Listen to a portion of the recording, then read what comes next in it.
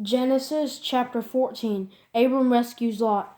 In those days, Amraphel, king of Shinar, Arioch, king of Elasar, Chedorlaomer, king of Elam, and Tidal, king of Goyim, waged war against Bera, king of Sodom, Bersha, king of Gomorrah, Shinab, king of Admah, and Shemeber, king of Zeboim, as well as the king of Bela, that is Zoar.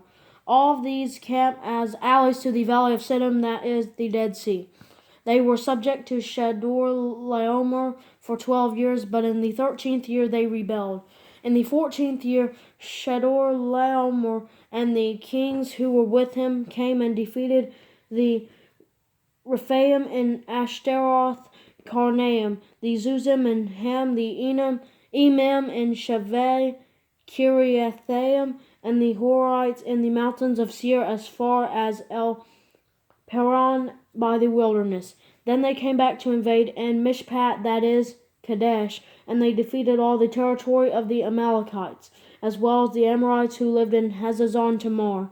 Then the king of Sodom, the king of Gomorrah, the king of Admah, the king of Zeboim, and the king of Bela, that is, Zoar, went out and lined up for the battle in the valley of Siddim against Chedorlaomer, a king of Elam, Tidal, king of Goyim, Amraphel, king of Shinar, and Arioch, king of Elasar, 4 kings against 5.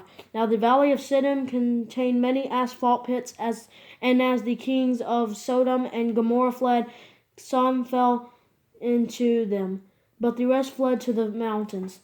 The 4 kings took all the goods of Sodom and Gomorrah and all their food and went on. They also took Abram's nephew Lot and his possessions, for he was living in Sodom, and they went on. One of the survivors came and told Abram to Hebrew, who lived near the oaks belonging to Mamre the Amorite, the brother of Eshau and the brother of Aner. They were bound by treaty with Abram. When Abram heard that his relative had been taken prisoner, he assembled and his 318 trained men born in his household, and they went in pursuit as far as Dan. And he and his servants deployed against them by night, attacked them, and pursued them as far as Hobah, to the north of Damascus. He brought back all the goods, and also his relative Lot and his goods, as well as the women and the other people. Melchizedek's blessings. After Abram returned from defeating Chedorlaomer and the kings who were with him, the king of Sodom went out to meet him in the valley of Shaveh, that is, the king's valley.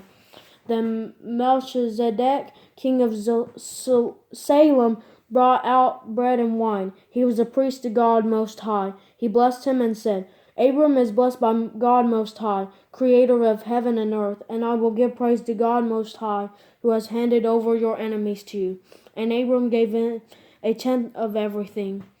Then the king of Sodom said to Abram, Give me the people, but take the possessions of yourself. But Abram said to the king of Sodom, I have raised my hand in an oath to the Lord God Most High, creator of heaven and earth, that I will not take a thread or sandal strap or anything that belongs to you, so that you can never say, I made Abram rich. I will take nothing except what the servants have eaten. But as for the share of the men who came with me, Aner, Eshau, and Mamre, they can take their share.